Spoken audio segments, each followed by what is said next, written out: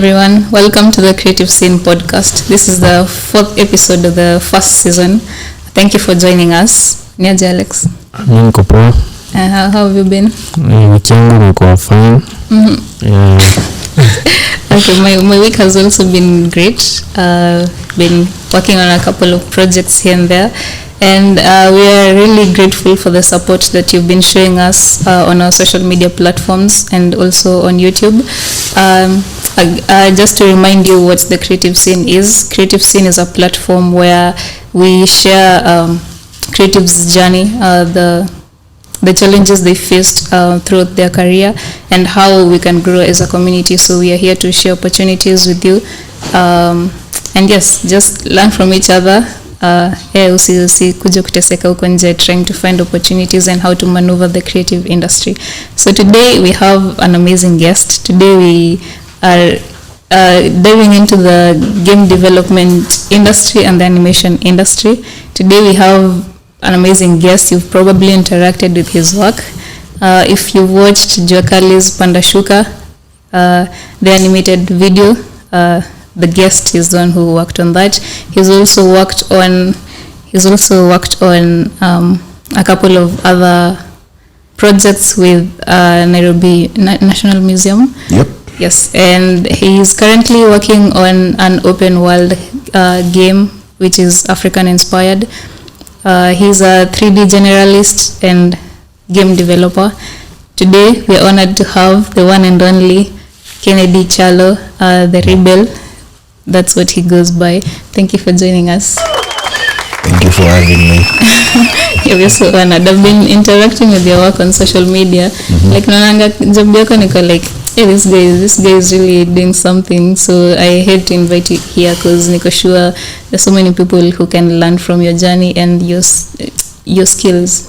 Yeah, this is really nice because there's been that gap for a long time, and we've been trying to reach as many people as possible, just to inspire guys to get into animation and 3D art as a whole.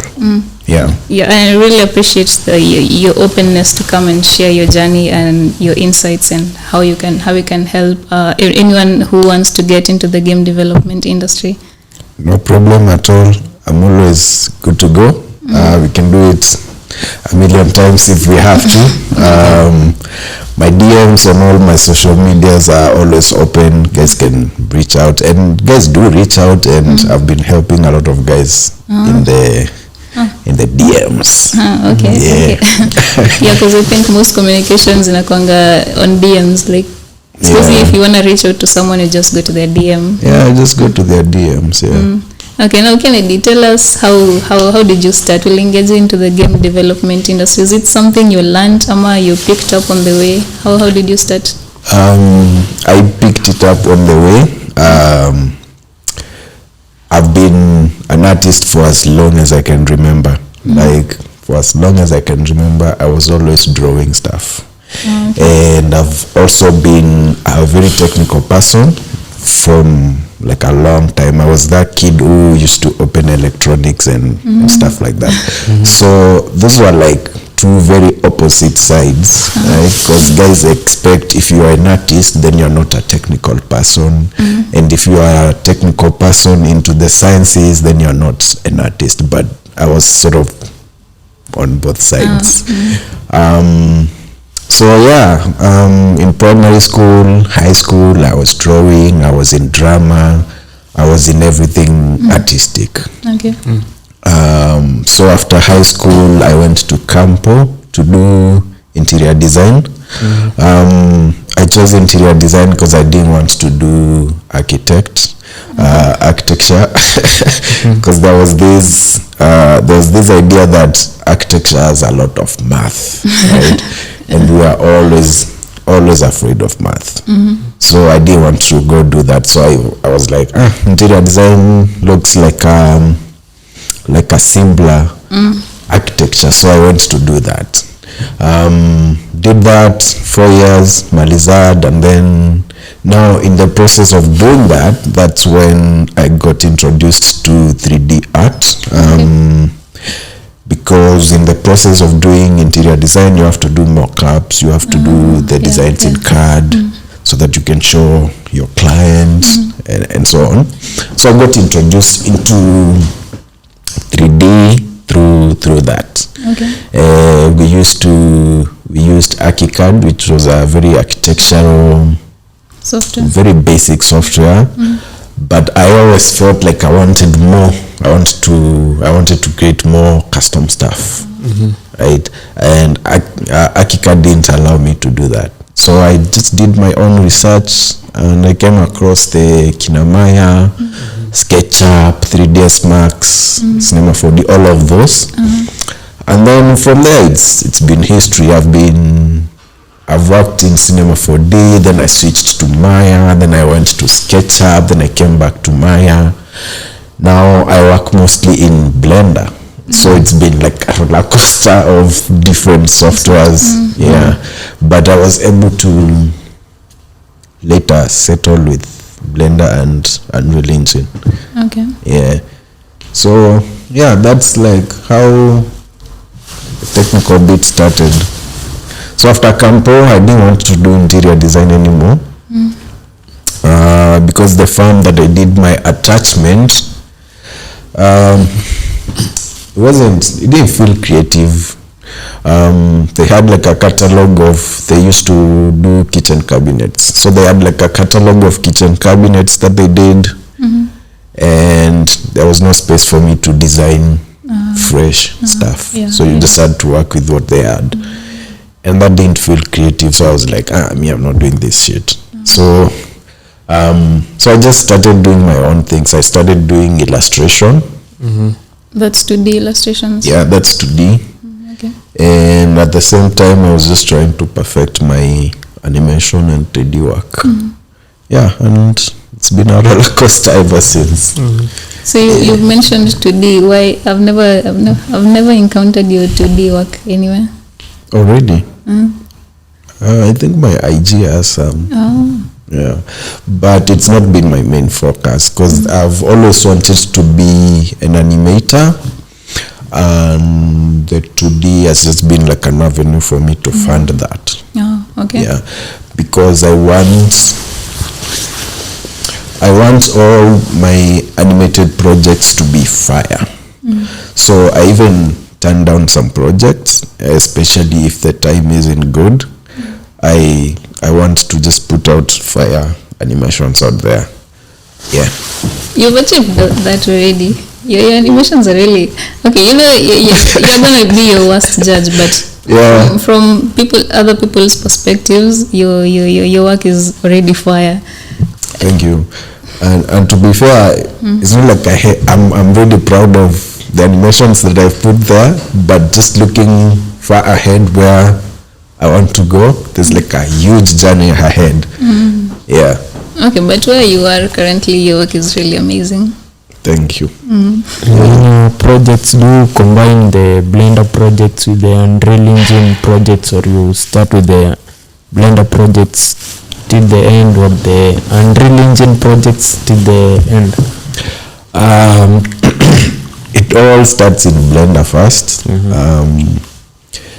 Because Unreal Engine is more of a rendering software. So Blender is where most of the authoring of stuff happens. Yeah. So we create stuff in Blender, and then we ship them to Unreal, and then now we proceed from there. Okay. Yeah. Now nice. Let me ask you. You mentioned that you're a 3D animator. No, you're a game developer and a 3D generalist. Yeah. What's the 3D generalist?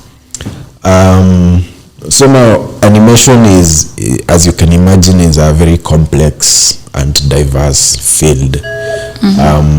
So a generalist is someone who is able to do everything in that field. Okay. Right?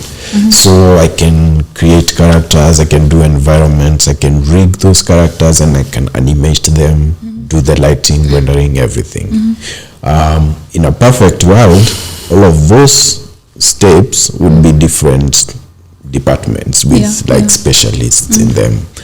But in Kenya, the industry is very young, right? So there isn't a studio that will hire you to come and do rigging, right? right, in Kenya. So you sort of have to do it all. So that's how I started. I just started by doing everything myself, and then I just kept on growing in different fields. Okay, so you'd advise someone not to have just one skill set. Maybe say you're a 3D modeler. Yeah. Unaweza sema you should have a bit of knowledge with other disciplines within the... Yes. It's very important. Even if the end goal is to be a specialist, you need to at least have a basic understanding of the other fields. That way it's easier for you to fit in the team. Yeah. Okay, and still on the same question, doesn't it take up so much of your time? Because I think if you're working on a whole project by yourself, you're starting from scratch, from modeling to rigging to lighting, rendering, it takes more time than working with others. That's true.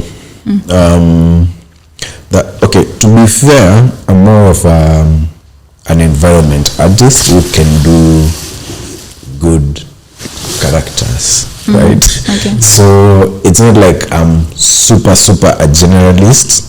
I'm more of I enjoy doing environments. But in situations where I can't outsource characters, I'm always willing to sort of do it. I can do it. But under ideal circumstances, I would choose to outsource that. And even for the projects that most of the projects that I've worked on, I've had to outsource character work. And I just find other artists who are willing to collaborate, and we sort of figure it out. If I'm not able to find someone, then there are resources online that you can always buy. Okay. So as we dive into the conversation, could you share about your most notable 3D animation project that you particularly are proud of? Well, the Jokali song, and part of that is because it was my first ever paid animation gig, and the song is about mental health, so that was a huge deal for me, because sometimes back there was a time I used to struggle with panic attacks and stuff like that, so that was huge for me. The reception was super awesome. Like even today when you go to the comments, there is not even one single negative comment on that video. And that was really awesome, because I've never seen Kenyans agree on anything like that. Like there was not even one single negative comment. So that was really awesome. I'm sure it was a proud moment. Very proud moment. When you're working on the Pandashuka video, did you collaborate with others, or you worked on it by yourself? I worked on it by myself, but I did get some characters from Mixamo, which is a free resource website where guys can get characters. People won't be able to tell that because I customized them a lot. In fact, I just got the bodies and then I did the outfits from scratch, changed a bit of stuff on their skin. Yeah. How long did it take you? It took me a month to complete that project. It had to be done in a month because he reached out and he was like, so now in a month's time it's going to be my birthday, and I would really appreciate if you can release the song on my birthday. So there was no two way about it, and the reason why he wanted it to be animated is because he said that he really wanted it to be special. Because he told me that from time to time he does these special projects and he always wanted them to be animated. The first one that he did was Miyaka, which was like a huge hit back in the day. And he told me that was like a very special song to him and it had to be animated. And now it was time for him to do another special one. And he was like, so now we have to do this and we have to release it on my birthday. So yeah, you do you. That's So you also did the Miaka video? No, Miaka was long time ago. Yeah, I think I was in Raima. Yeah. But that's really amazing. Do you feel from that experience working on the Pandashuka video, do you feel like aside from just creating fire animations, do you feel like you're creating a larger impact? Like from what you said, Jokali wanted to make it special. Do you feel like you're creating a larger impact aside just from the animations themselves? Yeah, of course. Especially with that song, there were so many guys on the comments saying that they can relate with the visuals. Like, I can see that this guy looks like me. Like these streets looks like the streets that we are used to walking in. And a lot of people connected with that. So it really felt personal to a lot of people, because we found that most, especially with music videos, musicians try to make it look like fantasy-ish, and sort of that removes it from the people. It doesn't even feel like it's Kenyan, right? But for this one, we really had to make it feel personal, and I was so happy to see guys relating with that, and they're like, hey man, that guy looks, that bridge looks familiar, right? And yeah, that was huge. No, that brings me to another question. Most of the creatives I've talked to, their inspiration inakwanga, they have an African style to it, but yours is more of an urban Kenyan kind of vibe. Is there an inspiration to that? Why did you choose that kind of feel to your work? Well, I try to be as honest in my work as possible, right? For example, when I was doing Pandashuka for the streets, nilikuwa na stay more at that time. I literally just used to walk outside and look, and then I come back and I've seen a pink flat. I add a pink flat. So for me, I just try to be as honest as possible with the environment that I'm in, and I hope that comes out in the work. I draw my inspiration from my own experiences and from people that I've met. Yeah. We also saw that you worked on a project by the National Museum of Kenya, Cannibal. Yeah. Was it did you reach out to them, or they reached out to you, and how was the experience? They reached out to me. It was a collaboration between the National Museums and Magical Kenya. So they wanted a video to accompany guys who are going to Tokyo to represent Kenya in the Olympics. So they felt that it would be important for us to sort of base the animation on Trukanabo, which is like a very important Homo erectus, I think, fossil that was found in Kenya. Yeah. And they were like, yeah, so let's figure out how to sell Kenya using that character. So originally we had two videos. We had the one that's out.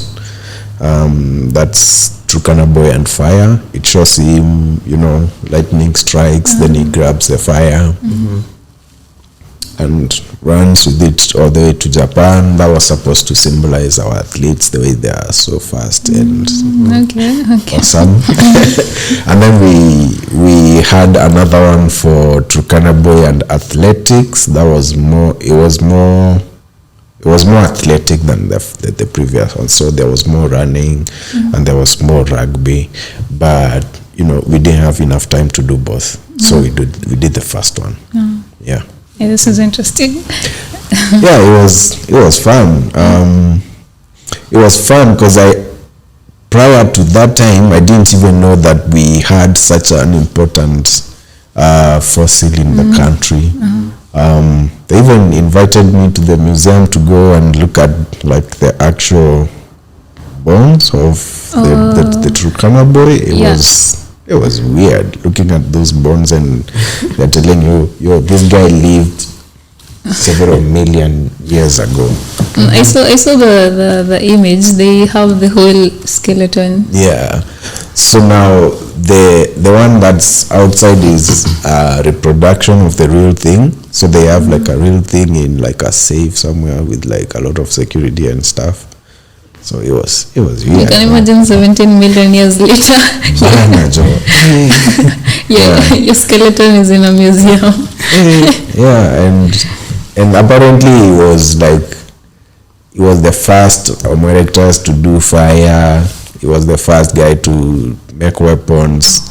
So it's actually a very important fossil in that archaeological world. Yeah, okay. And I didn't know that. Yeah, that's crazy. Yeah, that was crazy. Yeah. Amazing. Now this conversation is really interesting. Now we've talked about 3D animation. Let's get into game development. That's I'd say an industry that is growing in Kenya. Yeah. What would you say? Where would you say Kenya is in terms of game development? Well, as at now, we are tuko baby steps, right? But tuko baby steps, tuko ile stage yenye mtoto ameanza kukimbia na ameanza kukua naughty, right? So I don't know if you have kids, but there's that stage when they learn something and that's the only thing they want to do, right? They learn to say a word and everything becomes that word. So I think tuko kwa hiyo step yenye we have developers building games in Kenya, and they are just so fired up, like the future just looks bright. So it's awesome to see new guys coming in and developing their own games, but we still have a long way to go. But it's really interesting venye tumeanza, because tumeanza na moto. Because I've seen so many game developers coming up. Yeah. I know a couple. They've been sharing their work on social media, and those games, they look really interesting. Like, unangoja tu wamalize, you just take your gamepad. Yeah, exactly. And considering that even in Africa, kuna studios too chache zenye zina build, like zenye go serious with building games. Yeah. And Kenya is like hapo juu, right behind SA, because SA they have money, but in Kenya we have heart. Right? Yeah, we haven't started making the money yet, but we're getting there. We're getting there. Okay. Yeah. I think Zambia they're doing a good job here. There's also some game development companies on that side. Yep. I've seen a couple of their games. They're doing an amazing job. Yeah. Pia a couple in Kenya. Actually Kenya, by the way, we have a couple of game development companies. Yeah. Especially mobile games. I think most people wanna develop Yeah. Most people wako mobile because mobile zimepenetrate sana, especially in Africa. Almost everyone has a smartphone. And if you are developing for mobile, that's a potential client, and that's a lot of people, right? And that's a lot of people who do not have games with characters that look like them.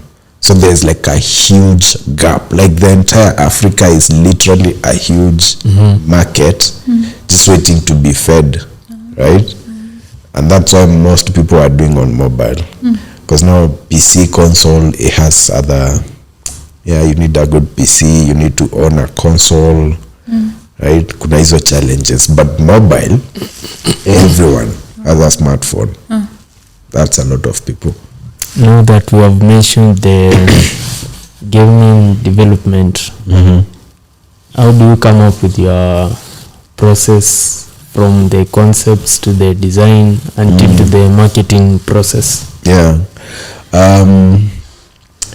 Usually it depends, because it depends on what kind of game it is, right? So the first step is usually to decide what type of game do you want to build? Is it going to be mobile, a PC, console? And if it's either mobile or PC console, you still have to decide the genre, action, side scrolling, all of that. So that's usually the first step, and the next step is to figure out the mechanics. What do you want people to be doing in the game? Is it a racing game? Is it a fighting game?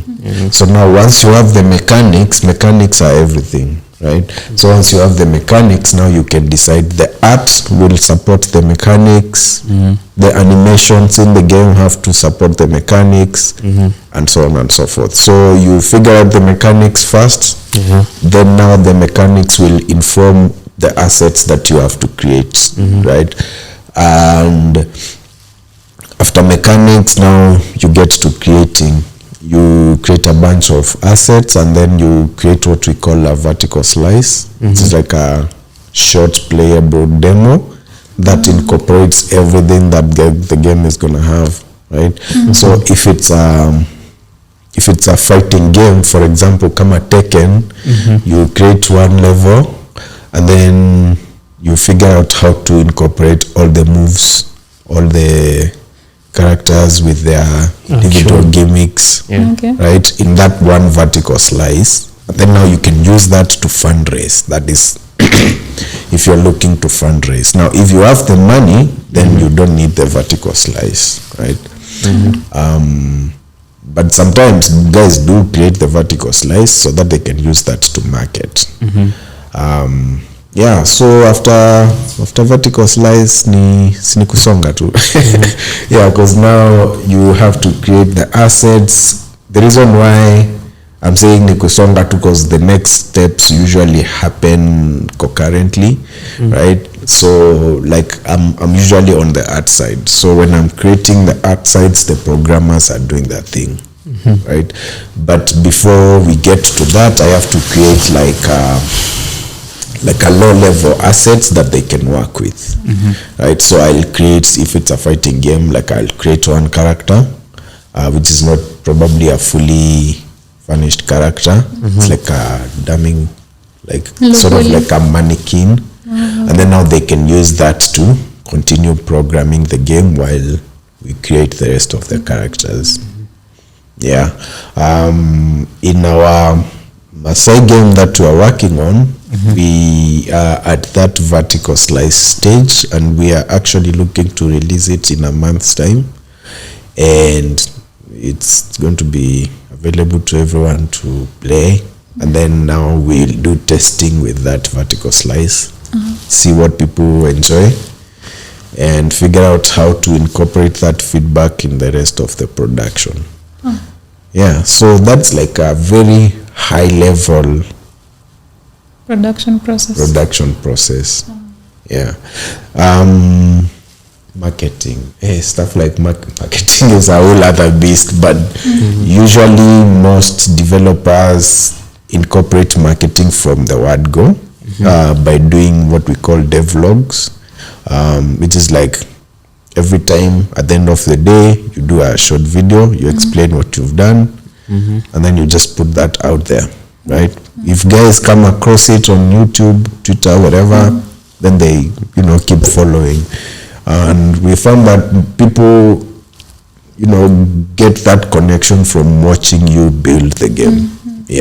And that's very helpful for most indies. I've seen a couple of game developers just sharing the process. So maybe today wanasema they've created a section of certain video.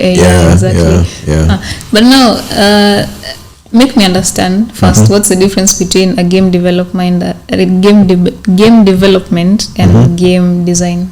There's a difference. Now a game designer is the guy who figures out the missions, right?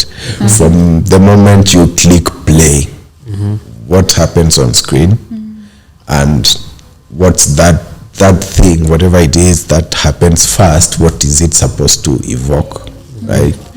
Is it supposed to make you scared, right? If it's an horror game, it's like supposed to shock you or something, and then from that, what next, which mission goes next, and so on and so forth. Okay. That's the same person who figures out the difficulty of the game. Like, for example, From Software, their games are known to be hard, right? So there's a guy who has to figure out how hard does the games need to be. That's the person who figures out progression in the game. Like, how do you progress in the game? Do you start with mediocre weapons and then you upgrade your weapons as you move on? Okay. Is it going to be one weapon that you keep upgrading, or you can just keep buying weapons, right? And so on. So that is the game design. Now, game developing is now the actual process of building assets, putting them in the game, coding stuff. Yeah. So that's like the difference.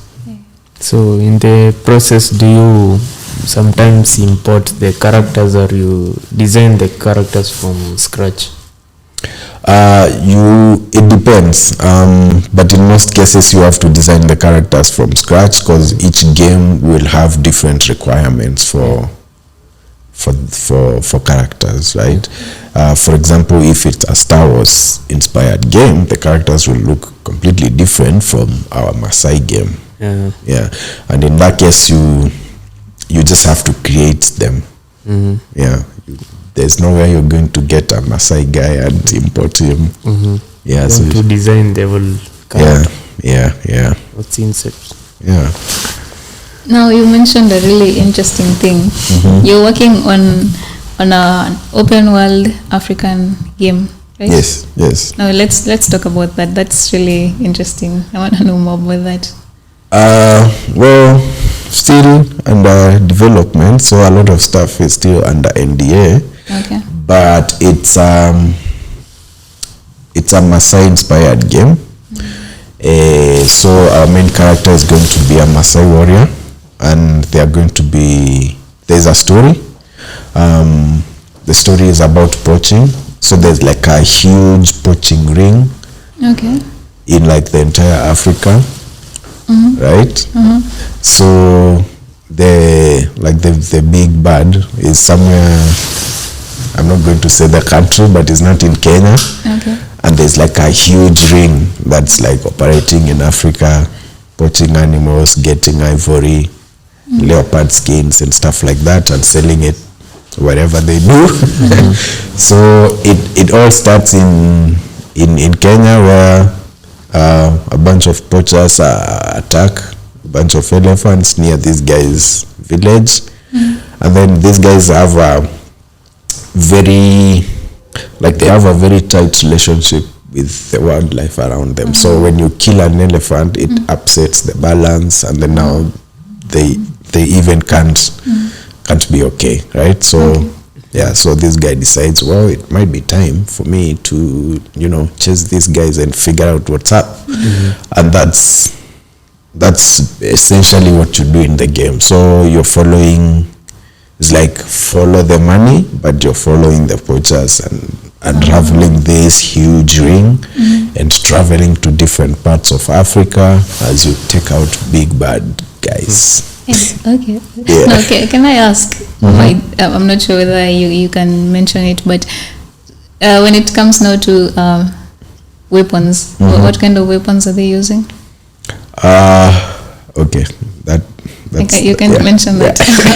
That in a month's time you'll know, because the game will be out pretty soon. Yeah. Okay, that's really interesting. Now, from the pipeline that you mentioned, how you develop a game from scratch, it seems like it takes up a lot of time. Is it possible for someone to do two things, like game development and something else, or it's something that you have to dedicate all your time to it? Because I know a game developer whose his whole life ni develop game yake. He can't do anything else. So is that the same case with you? You see, now the problem that we face is we don't have any sales already, so we don't have a budget, right? So we are funding it ourselves. So that means we have to have another job, whether we like it or not, right? Okay. And as much as it's a sticky situation, but we just have to. Under ideal circumstances, we would have to focus on it 100%, because it's very involving, just like you mentioned. But yeah, we just have to. So I have my own personal practice that I do the animations and illustration, right? Okay. And even the programmers that we are working with, they have their own thing. So we do this during our free time, and when we have to buy stuff, we sort of pull resources together and buy it. So we did win some money from Ubisoft sometimes back, and we used that to buy gear. So we bought ourselves nice computers and stuff. But apart from that, we are funding everything ourselves. So we just have to have another job. Yeah. And in Kenya, gaming is a developing apartment right now. Yeah. A platform. So there's conferences, events taking places. Have you attended any of the events, and have they influenced your experience in the gaming development? Well, the events that we've had, we always show up. Myself, the other guys that we're working with, like we just try and make sure that no event passes us, right? Because that's how you meet. Like even for us, we met through events, and we sort of somehow connected. So that's how you meet potential players for your game, and even potential collaborators, guys that you can work with. So we always go to events, right? So if someone would like to meet us and there's an event, guaranteed we'll be there. It's been awesome seeing guys coming to events, because there's been this idea that, you know, Kenyans do not care so much about video games. But that's a lie. That's a lie, because in all the events that we've attended, like a lot of people show up, and these are not even like developers with like vested interests in showing up. These are like gamers, people who just want to interact with game developers, and guys that even just want to interact with anything to do with gaming. Like you guys just want to come and see other gamers, see other gamers play the games that they enjoy. So it's been very inspiring to see guys coming out and, you know, the community growing. Yeah. I've seen those events, they were packed. Like there was one I attended a few years back. Yeah. Like Biosiku games, they usually have an annual game jam. Yeah. So there was this time I was like, let me just go and see what happens. That place was packed. Like, It was packed. Alafu, it was so interesting because the challenge was you create a game within a whole weekend. Alafu, you vote for the best game. So people had to create a game from scratch the whole weekend. Alafu, you present it during the end of the weekend. Yeah. And it was so interesting to see what people came up with. Like, man, it was crazy. It was so interesting. Yeah.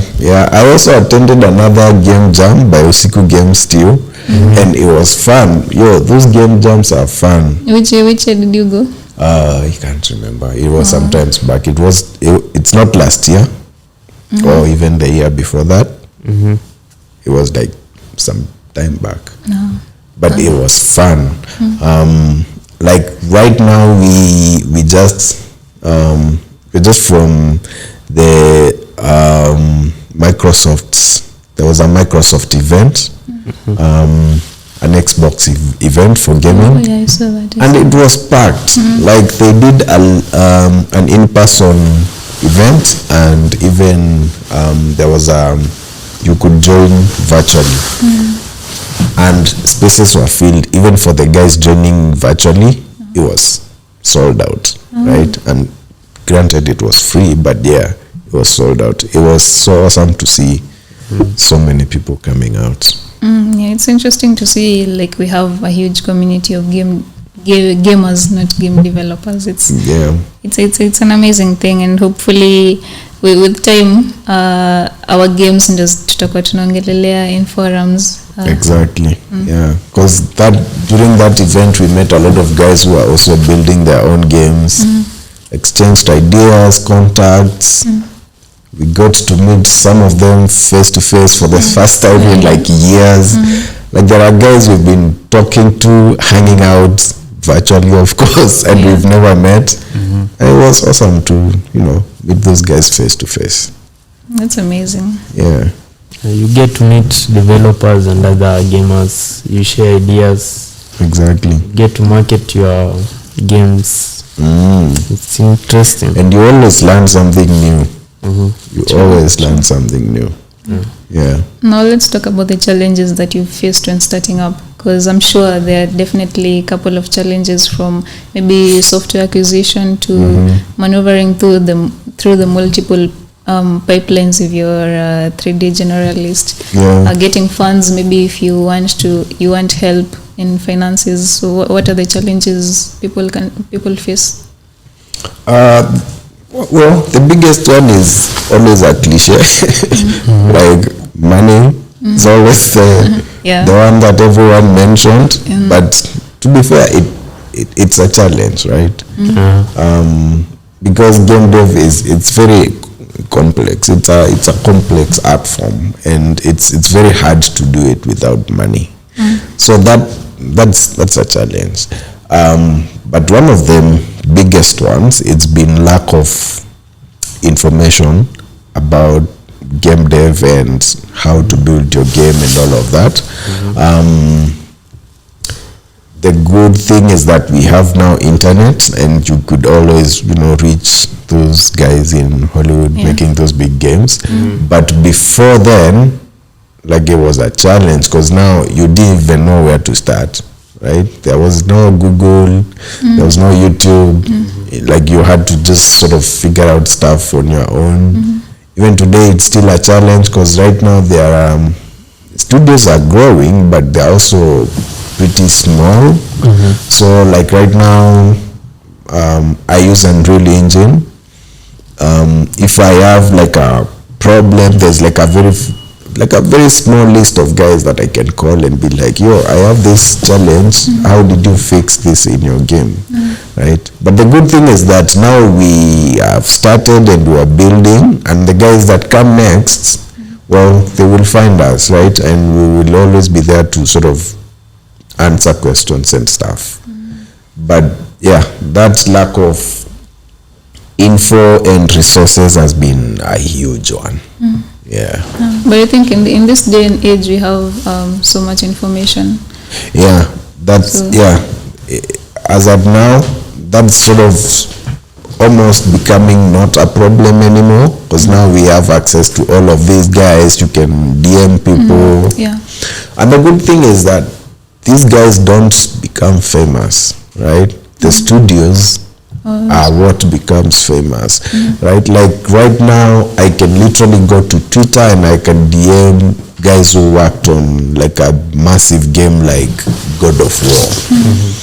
And you go to this guy's Twitter and he has like 3,000 followers, a few hundred followers. That means if you DM him, he will see your DM, right?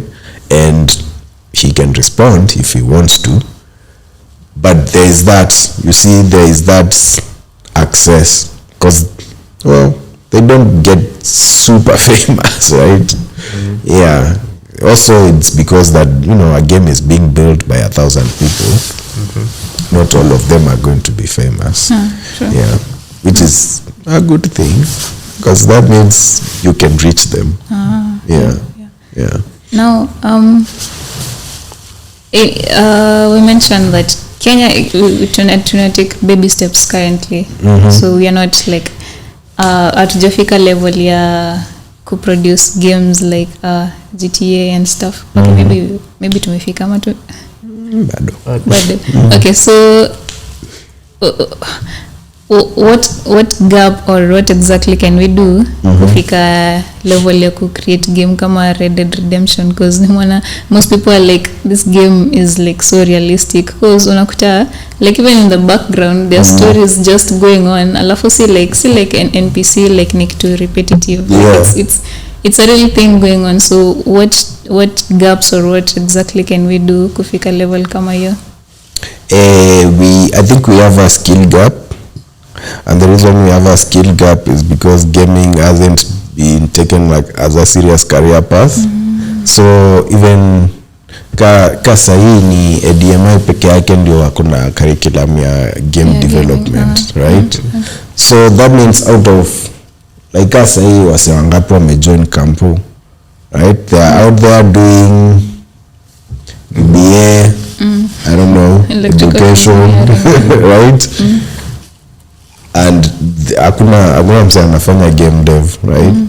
So there's a skill gap, because to develop something like Red Dead, that's a lot of people, right? It's a lot. That's like several thousand people that were required to develop. We don't have that, right? And to be honest with you, I don't see us having that anytime soon. But maybe when our game comes out and another one comes out, more and more people are going to take gaming seriously, and then we will have people going to campo and studying game dev, and you know, skill gap itakuwa. But the skill gap is the biggest one. Yeah, because what else is there? Like we have internet, we have we have computers, right? And again, like that obviously was developed with backing from like the publisher, you know, CDPR, like kituka Cyberpunk 2077, like CDPR had a lot of money. Game ka Far Cry, Ubisoft, they have a lot of money. So there's always that the money is there, but it's a your skill gap ndio shida.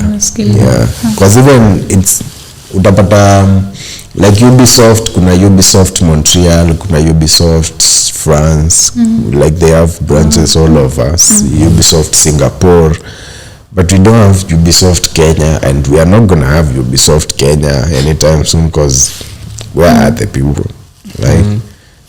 If Ubisoft was to set up a studio in Kenya, they need at least like 500 good developers.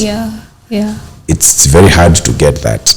So unasema with skill finances zitajileta tu. With skill I think opportunities zitakam. But now it's like a chicken and egg situation, because now without the money also the skills also zinasuffer, because now if guys clearing high school are not seeing game developers making money, then they are not going to want to be game developers, right?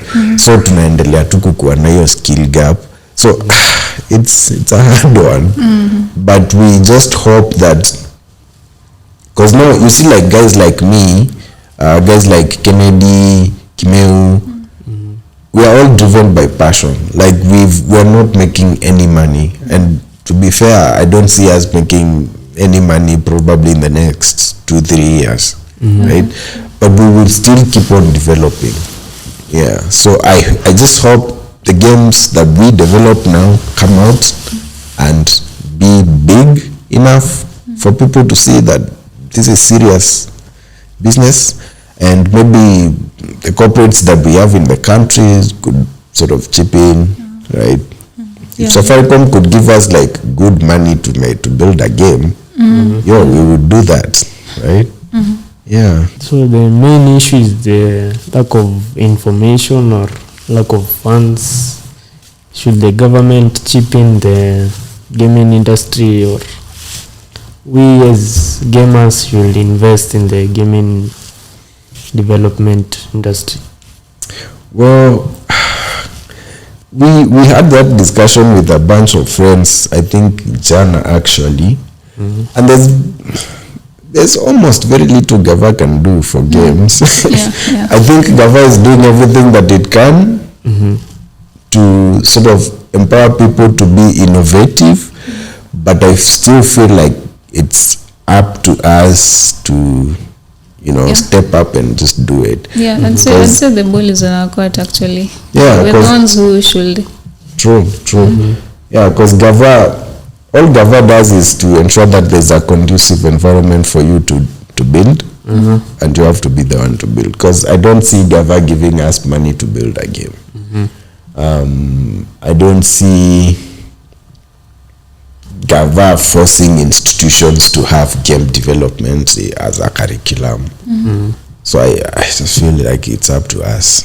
True. I think it's up to us. It's up to us, honestly. Because from the Avandovos's comic book launch, Uhuru Highway ilikuwa not Uhuru Highway Secondary ilikuwa hapo, and they brought up the idea that people should go to schools, like primary and high schools, to kuwapatia information mapema, ndio by the time they're finishing up with school and watakuwa already na hiyo idea ya what game development is, and if it's something they want to do, and how they're going to maneuver into the industry na kupata opportunities.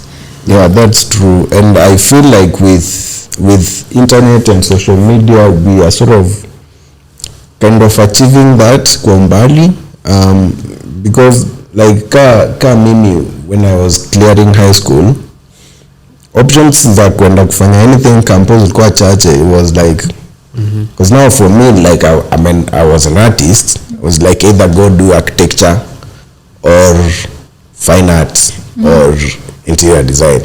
That was all. Yeah. And that's all that I knew that I could do, right?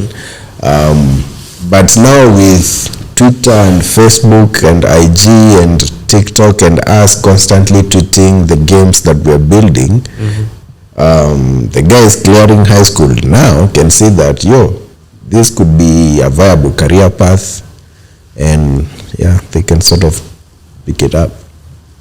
Yeah. Right. Now, another question.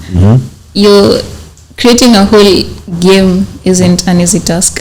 Alafu it's a huge process na ina take up so much space. That is so. Nini exactly mtu anahitaji to start up? What kind of machines do you require? What kind of storage devices do you use? Because nananga game development companies, they have these server rooms. Just nakwanga zani exactly. So and also the softwares. Well, like I said in the beginning, it all depends on what kind of game you're building. For example, kama unajenga like a clone for Flappy Birds, you don't need a gaming PC to do that, right? Just any basic PC will be able to do that. Kama unajenga Temple Run, you don't need a gaming PC to do that, right? So it all depends on what game you're building. Sisi, with the game that we are building, we needed to have like a beast of a PC. So like for me, I have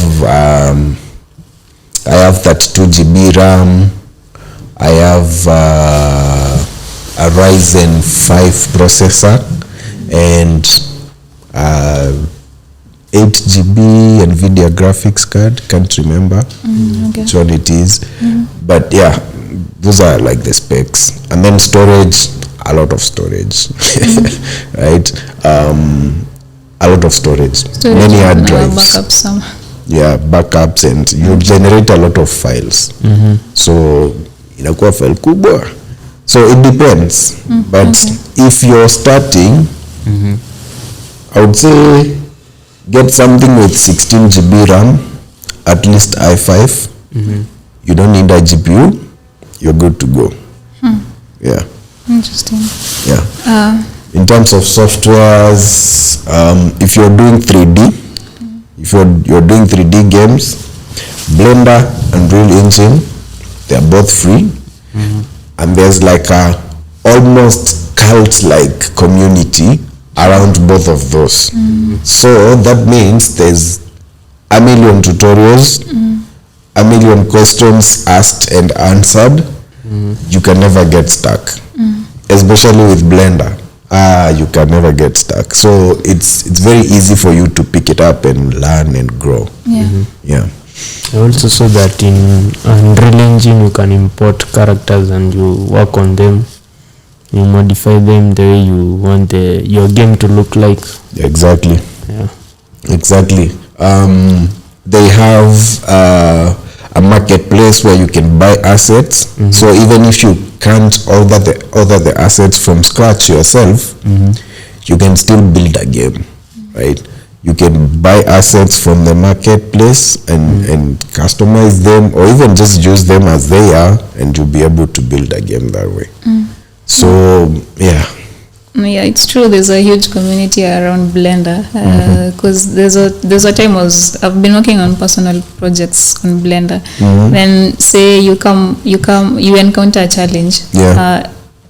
Answers zote ziko on they're on the digital platform. You just Google unaenda certain community unapata the answers are just there. So alafu the platform is like absolutely free. So you can do so much with it. Alafu it's open. You can I think there's also the option of like kuifanya kwe specifically yours, like you can edit a couple of Blender's code is open source. That means you can literally download the code and add things to it. You can also develop your own plugins. Like it's so free and so awesome. No, by open source, how does that work? In terms of Blender making what's money, in it for them? Yeah. I don't know. All I know is that Blender is free. You just go to the website, click download. You don't even have to create an account. But they do get donations. So there's Blender Foundation, which is like an NGO-ish. So they do get donations, and that's how they manage to sustain it. But apart from that, I don't know, man. But the guy, the founder, is like a rebel of sorts. So him is like, he doesn't understand why people put a price tag on a tool that supports creatives. And he's like, I just want a tool that guys can use for free. And here we are rejoicing. I've seen so many people migrated from Maya to Blender. There's this time Blender was being hyped, alafu kila mtu tu akashift to from Maya to Blender. Unaweza sema there's a difference ama Blender say already in industry standard? Honestly, I think because that industry standard conversation is very weird. Because the reason why Kina Maya and Cinema 4D are still holding on is because these big studios, they have guys who've been working there for 10 years, and those guys have been working on Maya, right? So those guys want to hire people that they can train to use Maya and those other industry standards.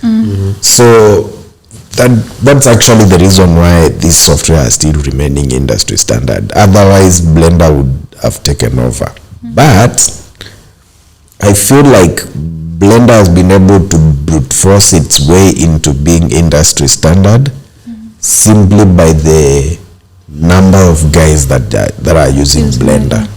Because if you're working in a studio and you're hiring people, you can't just dismiss guys. Like you can clearly see their work, and you can clearly see that this person is capable. They're just not using Maya. You can't dismiss that person. Like the person is good at the work, right? So I'm seeing more studios advertising for positions, and Blender iko listed up. Proficient in Blender is a plus, right? And that's good. Because Blender just came inakuja 3D software, video editing, 2D animation, iko na kila kitu. Iko na kila kitu. It's a full package. And to be honest with you, it's, as someone who's used Maya for a long time, Blender is just as capable. in some instances even more powerful than Blender. Like I've had problems in Maya that I never had in Blender. So yeah. Alafu rendering yake, it doesn't require so much rendering, it works. Like you get rendering in Maya sometimes can be a pain. Because even like the rendering software that comes inside Maya is old. So render speeds manzezi go down. But with Blender, like you can say, me I was using Blender 3.4. Like nakuja kuangalia napata ziko 3.6. Like it's moving so fast, and every time there's a change, there's an update, there's always like a reduction in render times. So it's literally getting faster. And hata ukiangalia like Google tips how to make renders faster in Blender, the first tip is always make sure you're using the latest one, because the latest one is always faster than the previous one, and they're like iterating very quickly, which is awesome. Now sasa kuna kitu tujongelelea. Let's talk about, is it Rebel? There's this animation you did, this chick, I think alikuwa karao, alafu that thing was really dope. What was that about? The story of that thing, you see, before that, I used to post my work and I would get like my 5 likes from like the 5 friends on social media and family, and then one day I just posted that clip of that reddish maroon Evo driving past, and then the cop joins in on Twitter, and it just took off. I don't know what it was with that one clip, but it just took off. Like it blew up on Twitter like nonsense. That was a personal project, Ama? Yeah, that was a personal project. It wasn't even supposed to be like a story thing. Like I just woke up one day, did the Evo running past like a bunch of leaves, and then the leaves coming up, and I posted it, and then it took off. And then guys were like, when can we see the whole thing? I'm like, which whole thing? There's no whole thing. So it took off, and guys were like, we want to see the whole thing. Well, I was like, well, maybe I might as well create the whole thing. So I went back and, figured out like a storyline and added more stuff and made it like a short. That's amazing. I think after that you raised an issue about copywriting. There's someone who used the video na. There's a guy who took that video and put it on our Cardinali song. We had a fight for some time, but at the end of the day we agreed, and I decided to just let it stay. But I demanded that you have to put my contacts there, because I was like, well, as much as they stole, this is still Wakadinali. And it was getting a lot of attention. I think right now that Wakadinali song has over 1 million views. Wow, okay. So over 1 million people have seen it. So I was like, Nisawa too. Yeah, but let's not do that again. But we had like some sort of agreement. Okay. So I think that's another challenge you faced in terms of copywriting. So how probably you learned a lesson from that. Maybe did you start copywriting your stuff, Ama? Going forward lazima, because now kama una copyright pia it becomes so hard for you to chase that person legally, because even like with that one I was like, well, sikuwa nime copyright. So but the good thing is that as long as you've posted something online, technically it's yours. Right? Okay. And actually YouTube doesn't need anything else to take it down when you claim. Like if I post a video of myself walking and then you take it and you know post it again, all I need to do is just say that guy took my video and here is the original video that I uploaded. I don't need to show up with any paperwork or anything. Like, so that's really awesome, right? But still you have to do it the correct way. Yeah, in the copyright board, do it the right way. No, an interesting conversation. This one you have to talk about it before we close up. So AI, you can do anything with AI. Has AI gotten into the game development? Okay, Isha Fika, the animation. We've seen a couple of animations. Yeah. So do you think it's gonna be a challenge for you, or it's gonna be a benefit? What are your thoughts on that? Well, guys are upset, but for me, it's a tool, and I see it as a tool that will make my life easier and the life of other developers easier. And we just have to look at it as a tool. Because even right now, we've been using a lot of AI tools, like Mixamo, for example. You're able to upload your character into Mixamo and have it rigged in seconds. Like you just click rig and it rigs, right? Okay. And then you download that rig and unaendelea. So it saves you time. Yeah, traditionally rigging used to take days. Like it would take you days. You sit there, you place every bone. Unaweka knee, Alafu kuna skinning. unaweka fingers, like all the 10 joints. Like it was a lot of work. Yeah. Right now you can do that in a few clicks. You drag and drop your character on that website. You place a few markers on the character. That takes you like 30 seconds. Then you just click rig and it just does all the rigging. The skinning is like perfect, better than you could have painted if you were doing it manually. And that saves you days of work, right? So yeah, me, I'm not afraid. I'm going to use AI as a tool and have it, make work easier for myself. Now, of course, I can't sit here and be ignorant to the fact that a lot of artists' work has been plagiarized by AI, and that's bad, right? Yeah.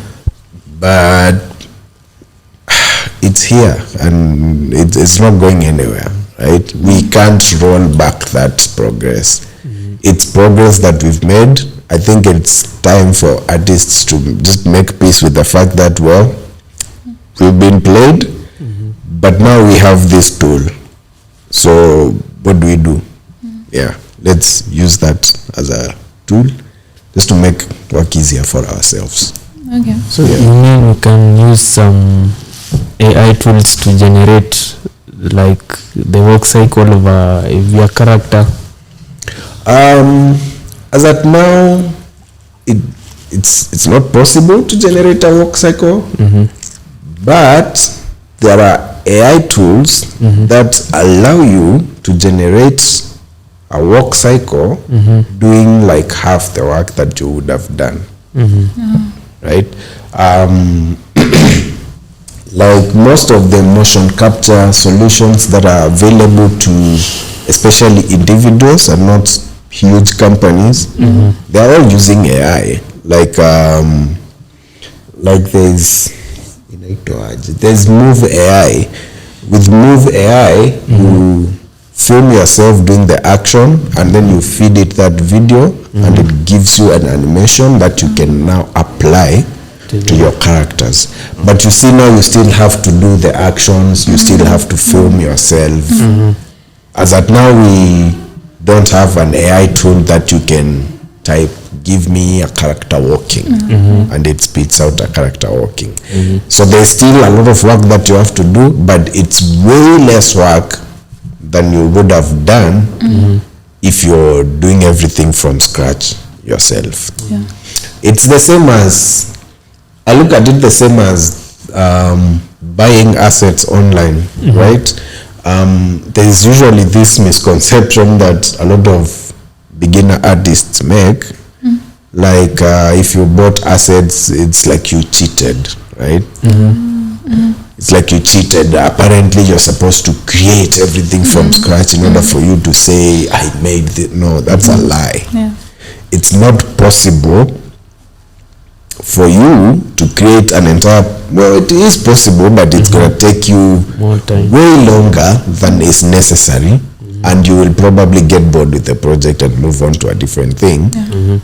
But yeah, easy assets ziko, and they are there to be used, so you can literally grab them and use them, as long as you don't plagiarize somebody's work. As long as you customize it and make it fit your project, there's no problem.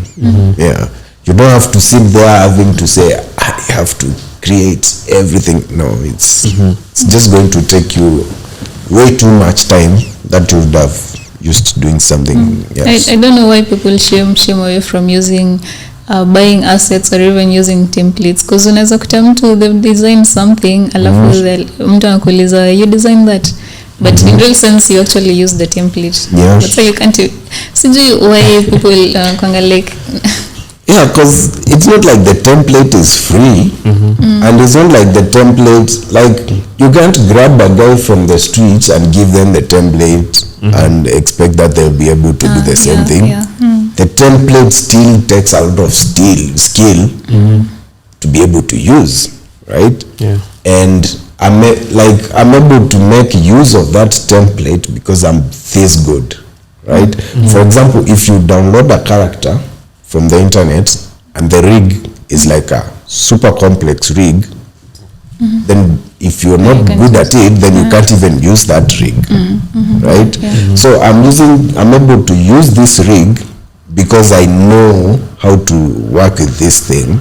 I know how I can make it bend to my will. Yeah, so guys you shouldn't feel bad about it. Now as we close up, I'm sure this has been an amazing conversation. I still have so many questions, but we're kind of running out of time. So just as we close up, for someone who wants to get into the game development industry or the animation industry, talk to yourself. Say how many years ago? 10 years ago. Jambie kitu when you were 10 years ago. Na unataka ku get into this industry. The first thing is that the people making these video games and awesome animations that you're seeing, this is not some magical white people sorcery. These are human beings like yourself, and you can do it if you just put in the effort. That's number one. Number two, you have to learn stuff sequentially because it gets very complex. So start with the beginner stuff, then keep on building on that. Don't rush to the awesome stuff as a beginner, because it's going to frustrate you and you will give up.